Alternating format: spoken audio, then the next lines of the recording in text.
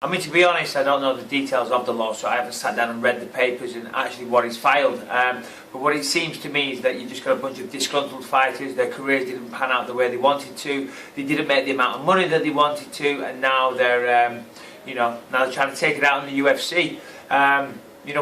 When you go into any business agreement, whether it's a fighter with the UFC, whether you buy a car, a mortgage, whatever, you sign a contract, okay? You sign a contract and you're happy with that at the time, one would assume, I don't see what the problem is. They signed contracts at the time, they were very happy with it when they signed, and now they're not. Regarding my own personal experiences, the UFC have always treated me fantastically. They've always been very fair. In fact, they've always been more than fair. Dana's always been a phone call away. I've always found him to be a great guy to deal with. Obviously, he's a no-nonsense type of guy. So am I, so that's great. You always know where you stand with him. If it's a yes, it's a yes. If it's a no, it's a fuck no. Do you know what I mean? So Dana's great, and Lorenzo, as I said, my personal experiences with the UFC have always been fantastic. I'm a very proud member of the UFC roster, and a very loyal member of their roster as well.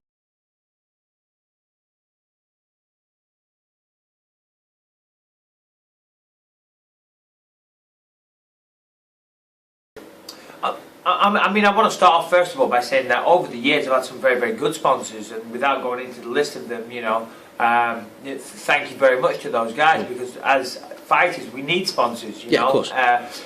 All those guys, Muscle Farm, my God, over the years there's been so many, Tap Out, Echo, I don't know, there's been many, and all of them, if you have sponsored me, thank you very much. Of course, there's always been, there's the other side of the spectrum as well. There's been guys that are late paying or even don't pay as well, so it's kind of, it's a tricky market, to be honest, it's kind of the Wild West, so that's why I'm glad that this Reebok deal, the Reebok deal is coming in many ways. It will clean the sport up in that regard. Sponsors are a necessary part of the fight game, and as I said, there's good sponsors and there's bad sponsors.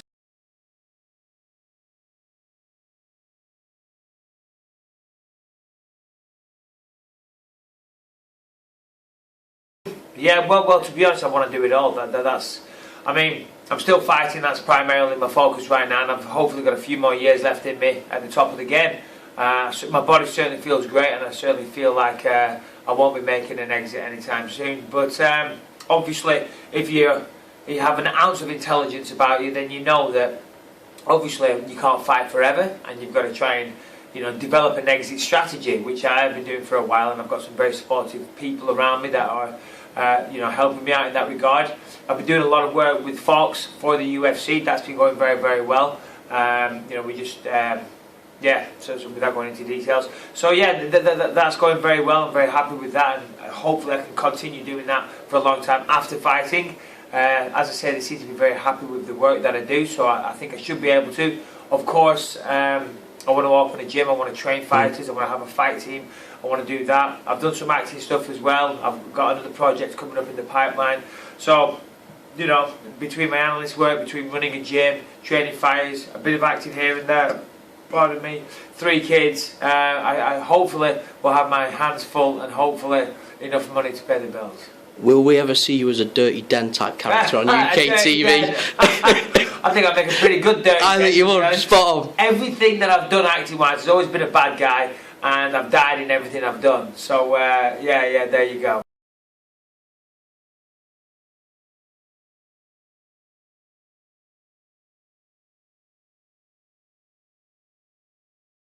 Biggest influence within the industry. To be honest, when I got into this sport, I didn't come into it as a fanboy. I'd done martial arts since I was 8 years old, and I got into this purely as for financial reasons, to provide for my family. So there wasn't somebody that I was looking at that I thought, wow, I love this guy, I want to emulate this person or emulate their career. Of course, there's many people in the sport of mixed martial arts that I look at and I admire, and I think they're fantastic professionals. St-Pierre is a great example to any young aspiring fighter. He's a consummate professional, always in great shape, trains year round, looks after himself, so I always admired his career. But yeah, as I say, I don't really draw inspiration from any one fighter.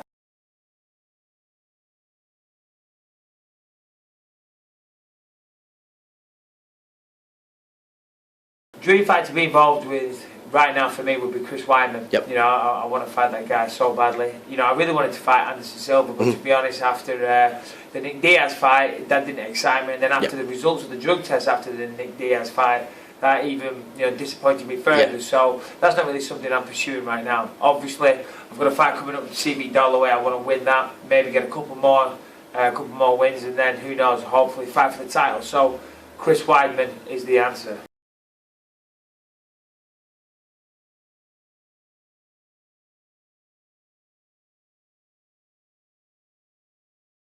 Dream fight to sit and watch. I mean, that's a tough question. I mean, Manny Pacquiao and Floyd Mayweather's coming up soon. Let's just go with that one. That's going to be a cracker. That's going to be a great fight.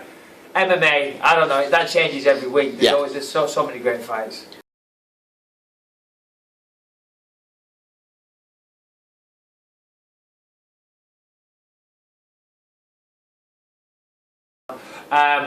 Going into any fight, you've got to be confident. So obviously, I am. But when I look at him stylistically, I think, to be honest, in most areas I have him beat. He's a very good wrestler. I think his game plan is going to be to take me down. Certainly, his last fight against Machida, he got dropped very early in the first round by a body kick. And I think that's going to make him a little gun shy. So he's going to go back to his roots. He's going to go back to his wrestling. So I'm expecting a very wrestling, takedown orientated game plan when I fight him. I've been working hard on my wrestling for a long time now. Hopefully I can stop the takedown. If he does get me down, I'm pretty confident I'll get back to my feet and light him up on the feet like I always try and do. You know, look for the knockout. He's a tough kid. I've got nothing bad to say about the guy other than April 25th. It's not going to be all night.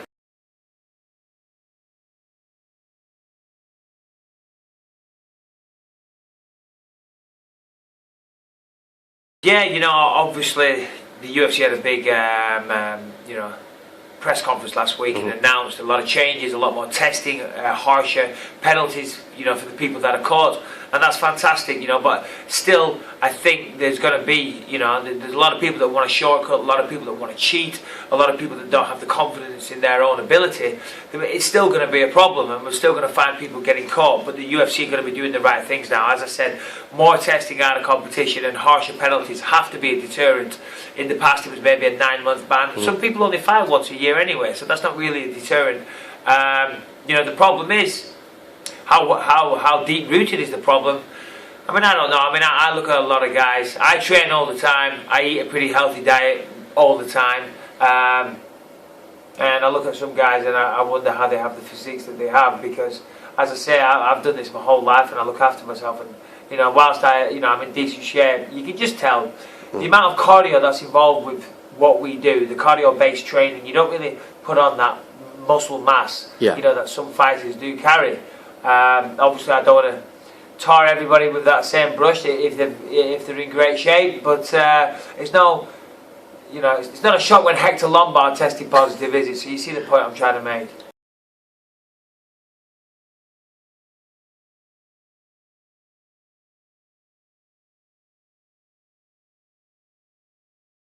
Well, I don't know. I mean, for myself, every time I step into the octagon to fight, I'm always supremely confident. I never think about what substances or steroids or anything else. Their training even.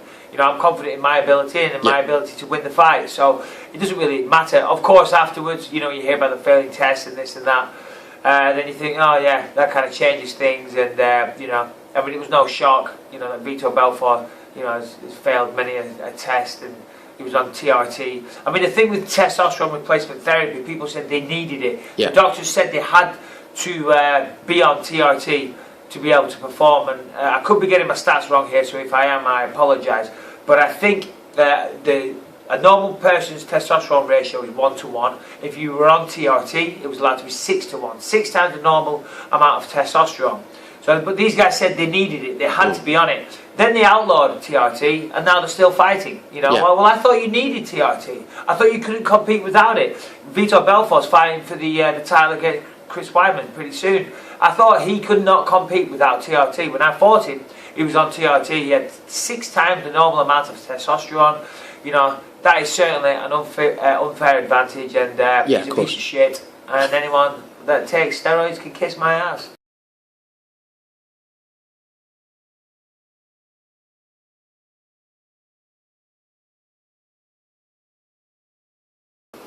UFC, the best fight promotion in the world across all combat sports. That wasn't one word, but you can't sum them up in one word. That's good enough for me. Dana White. He's the man. Anderson Silva. He's a disappointment. Bellator. Enough said. CM Punk. CM Punk. I don't know, that's a tricky one. He seems like a nice enough guy. Word association. CM Punk. White belt prospect. Brock Lesnar. Fair play. Manchester. MMA judges. Retarded. Conor McGregor. Fucking crazy.